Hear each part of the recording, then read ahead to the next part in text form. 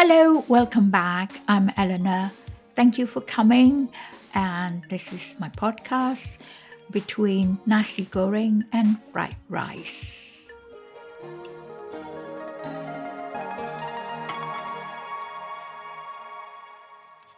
Hello, Ahneez.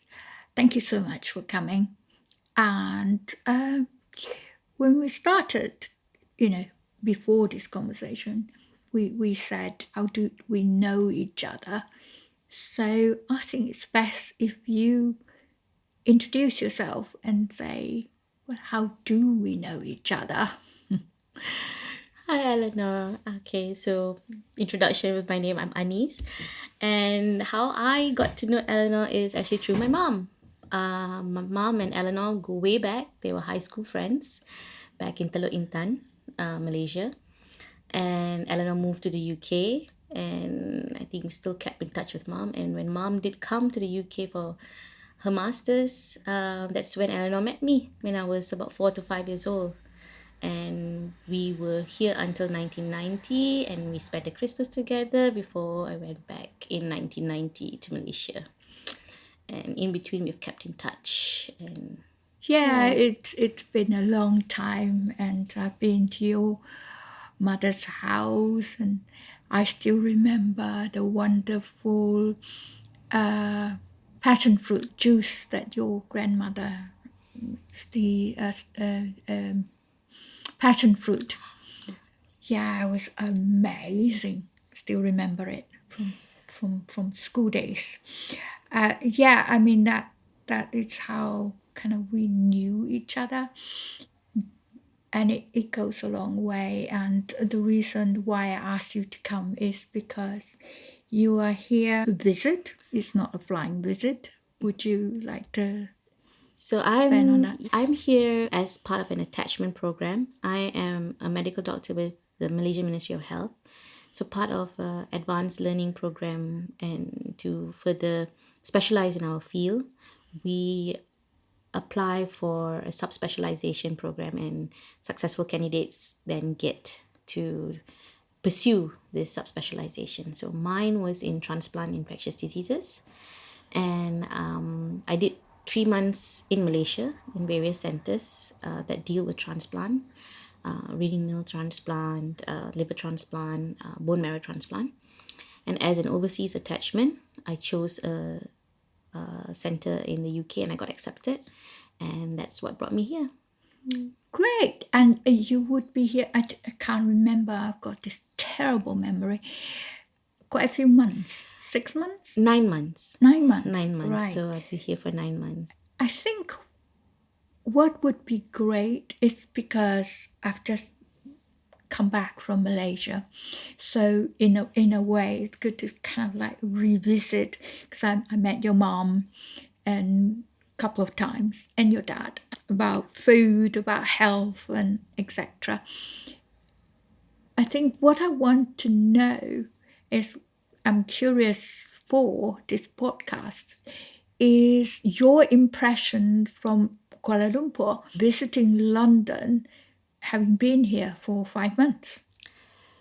So, okay, my last trip to London was almost 20 years ago. So coming back after 20 years, London has changed in ways that I'm not sure how to describe it, but you see a bit of nostalgia, the things that I remember visiting, and there's so much development, so much change has happened, and so much more diversity now that I can appreciate. Maybe when I was a child or early teens, I didn't quite realize it at that time, but now as an adult, I do see the melting pot of cultures in London, which is quite palpable.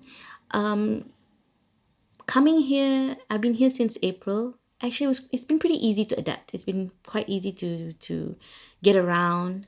I think compared to Malaysia, I think getting around in London has been much easier for me. In Malaysia, I have a car, so if I need to get anywhere, I just drive.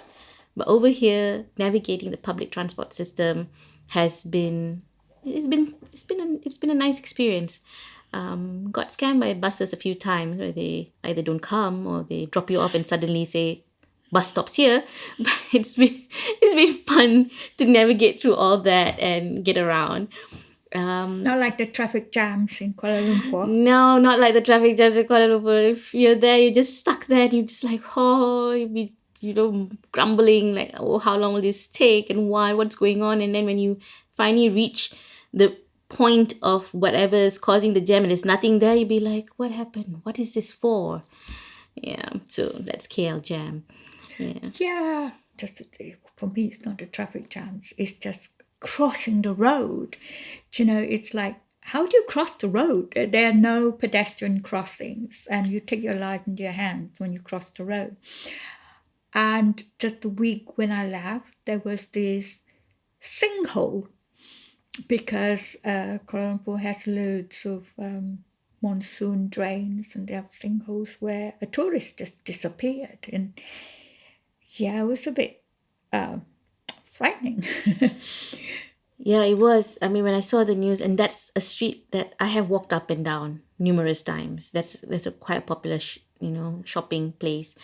And when I saw the footage, and it was really, really gut wrenching to see that happening in the rescue efforts. But what you said about accessibility in Malaysia, even as a person who doesn't have accessibility issues, I can agree with you. Malaysia has a long way to go in terms of crossing, in terms of even just basic traffic rules, in terms of if a person is at the crossing. Sometimes we have, drivers who don't observe that they have to stop. Yeah, so there are some that will do that.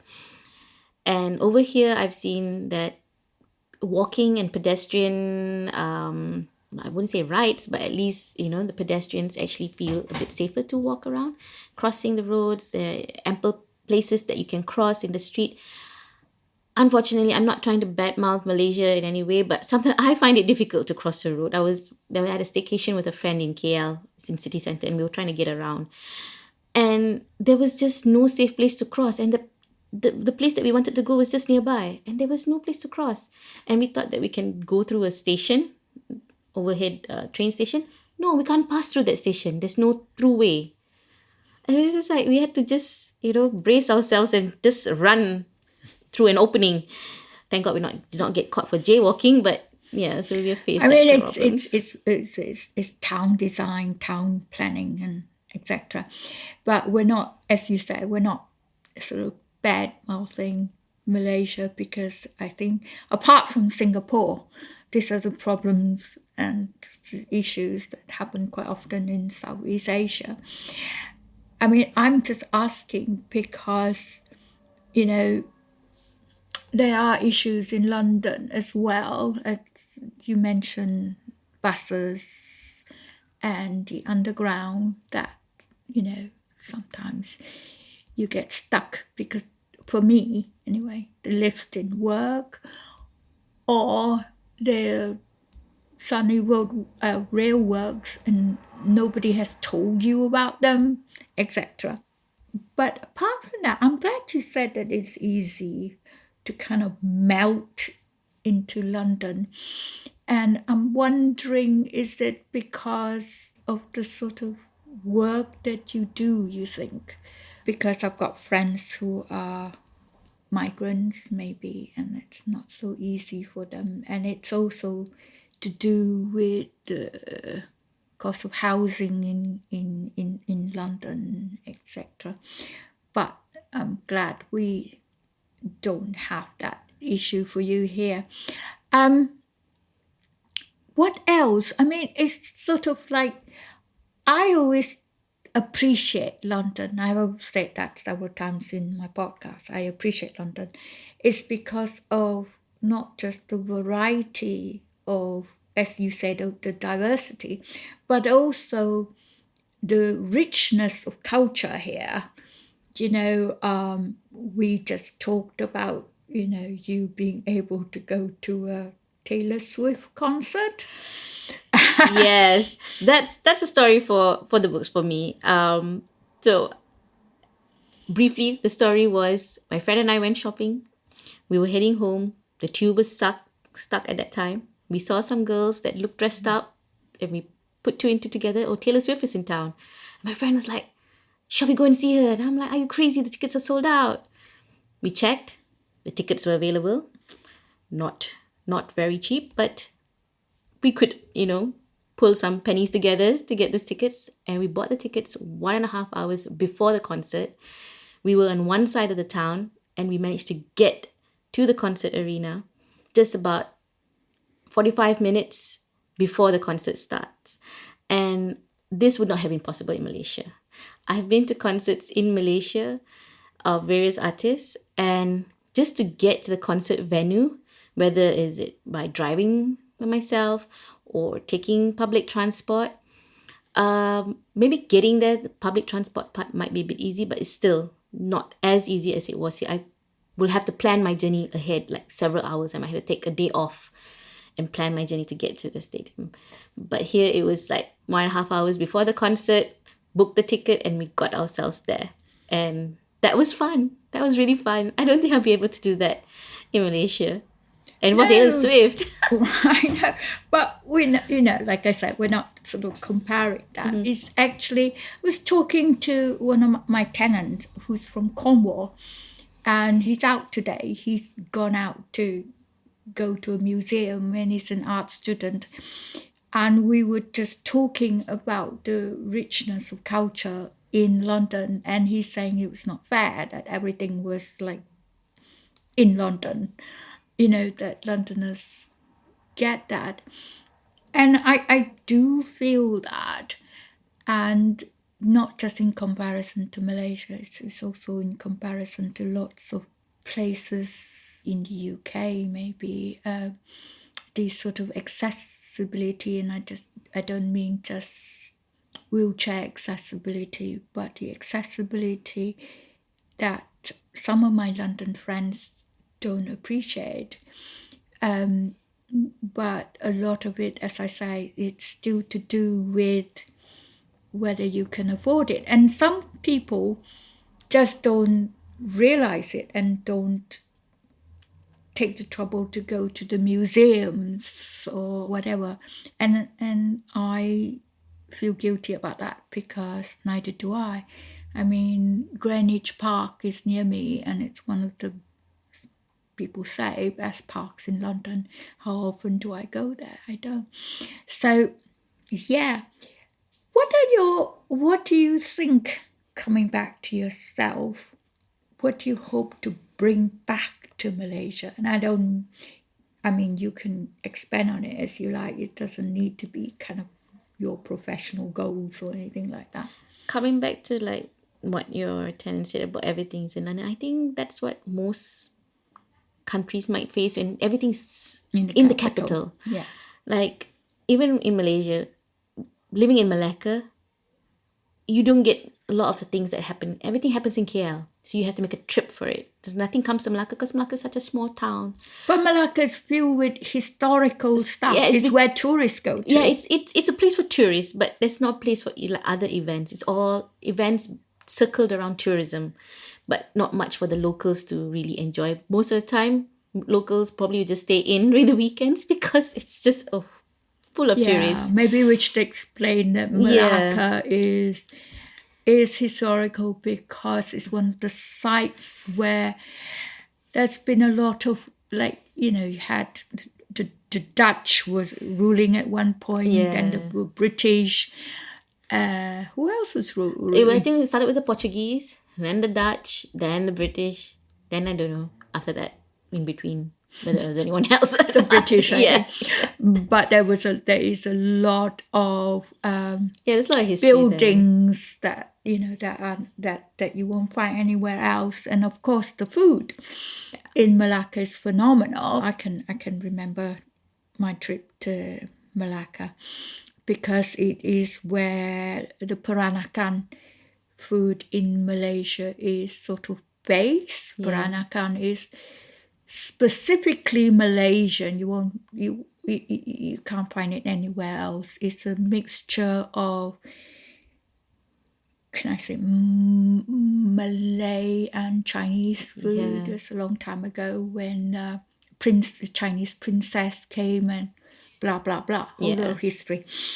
But yeah, you're right. When I was in Kuala Lumpur, I wasn't bored, but I was right next to the Petronas Towers, and there are things happening there, but nothing, really nothing, that sort of excited me enough to get me out of my hotel, a very nice hotel, to get me out of my hotel to go and see, because I was looking out for concerts, stand-up comedians, anything.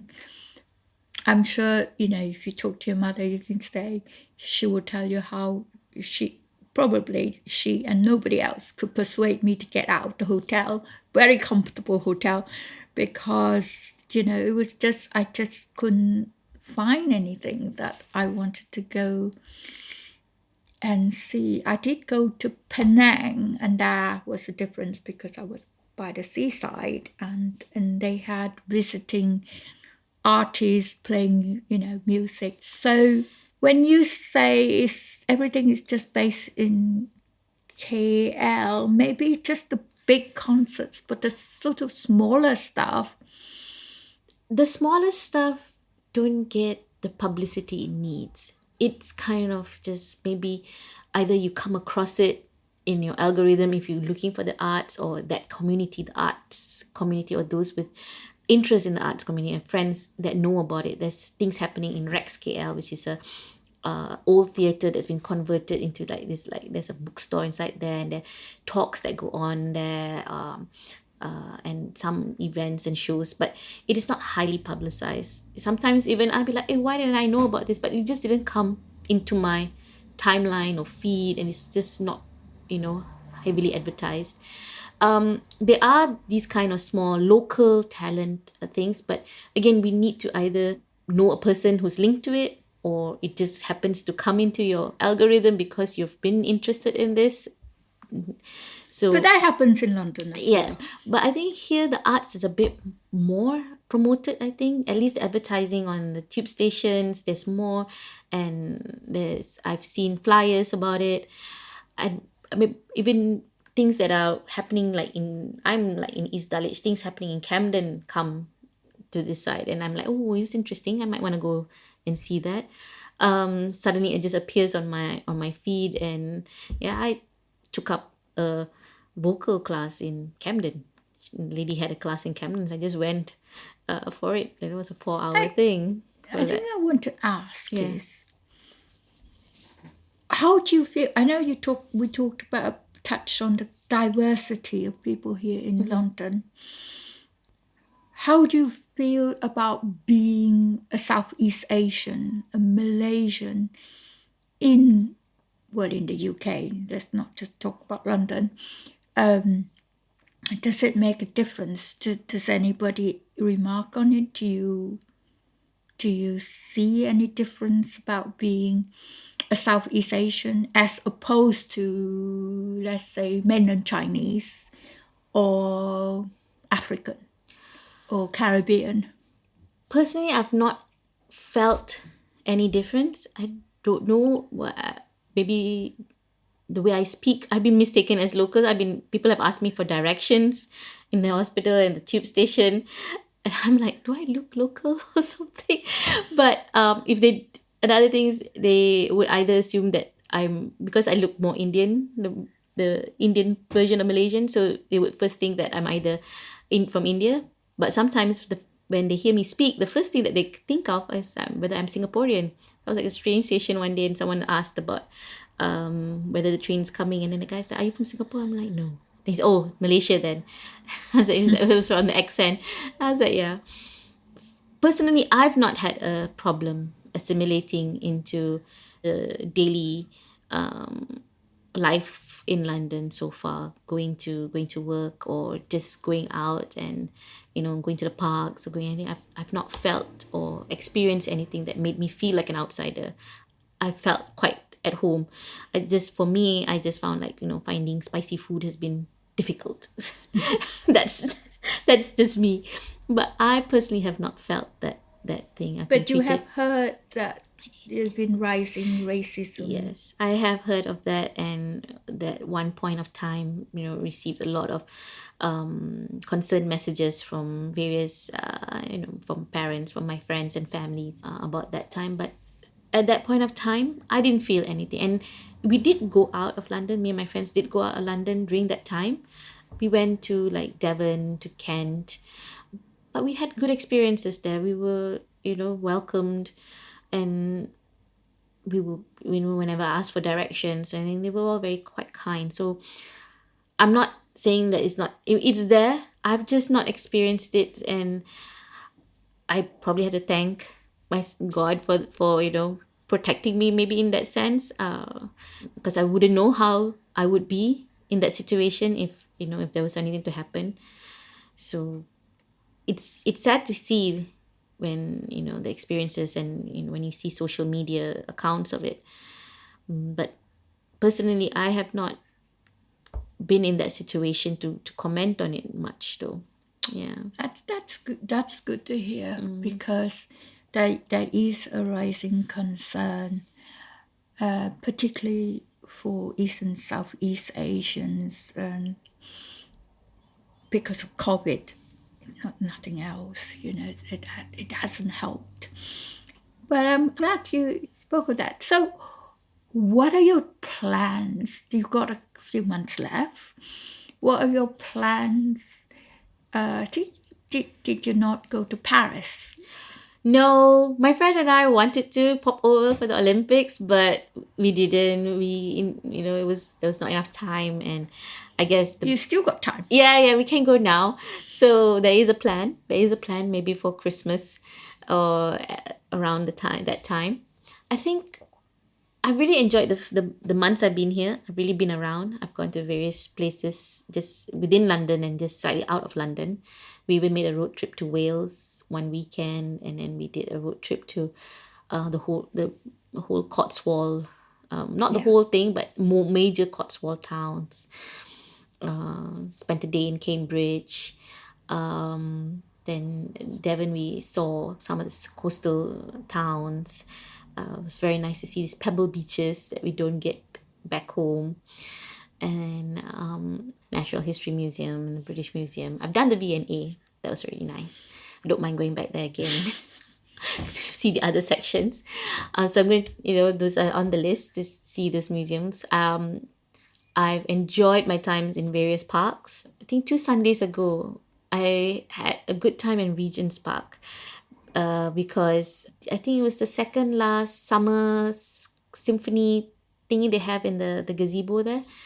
And guess what? They were playing Michael Jackson when I came there. So I was happy. You and Michael Me and my Jackson. Michael Jackson. So yeah, and so we sat there and listened to some live music, and the roses in the parks. That's one thing I love. So what I'll in the next few months is to check off all the museums, maybe pop over to Paris, maybe go to Scotland too.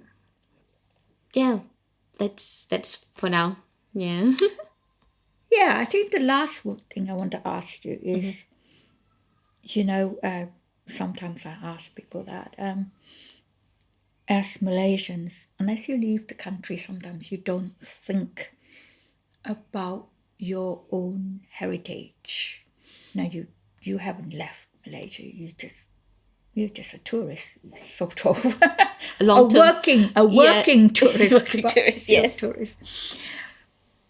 What do you think, sort of like, the sort of cultural heritage that we get as Malaysians, because when I'm here, I'm sort of faced with a sort of anti-colonial history, and I'm still relearning the history because we don't study it in the history books. We just learn about, I don't know, but because you're a generation below me, about what the British did, what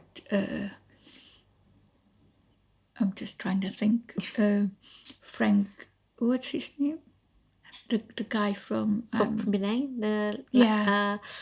Francis. Oh my God. Francis Light. Yes, Francis Light. And all those British people that they did in our country, but nobody actually told us about like the money they took from the tin mines and the rubber plantations, the East India Company and what they did. And I'm still learning about that. And I don't know, do students study that now in Malaysia or not? Is that part of the history, or do we still do Southeast Asian history as written by the Brits? When I was in school, so I really liked history at that time. We did learn about this. We did learn about Francis Light coming in and how he, what he did in Penang.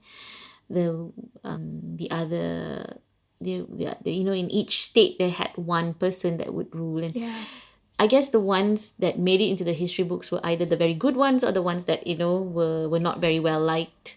So there were few, but I think we did learn about like how the British came in and their role in colonizing us, and then later on how we got independence and all.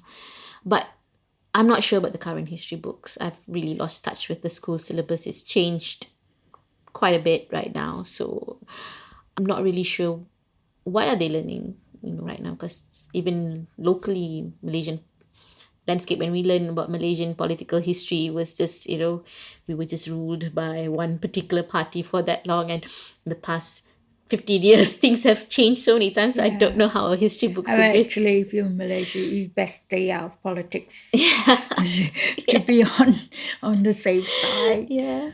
But anyway, thank you very much for coming, Ahneez. If I can, for the last question, what would be your favorite food in London that you get to eat in London that maybe you don't get to eat elsewhere? I mean, there is that diversity. Have you tried it? It's a very good question, though. I guess it would be the fish and chips. I think I have had very different fish and chips from London to the different places I've been to, and I would say it is better here than it will ever be in Malaysia. The fish and chips that we get here, yes. I thought that but I didn't try it. There's one in KLCC that was supposed to be good for fish and chips, but I didn't try it. Yeah, well, it's good for maybe for Malaysians. just as Asian food has been modified for the European taste. Of course, the fish and chips will be a bit modified for the Asian taste. So, but for me, the fish and chips I've had here have been good. Whether I've had it in London or in Bath it's been good. And I will try and make it a point to have like a fish and chips in a new place, just so that I know. I think that's good. I enjoy fish and chips, not so much the chips, because I prefer French fries to chips. But I do like the battered fish. Yeah. Anyway, thank you so much for coming. Thank you for having me. And we're waiting for our dim sum delivery. Yes, we so are. something else To look forward to. This afternoon anyway. And it's a brilliant sunny day.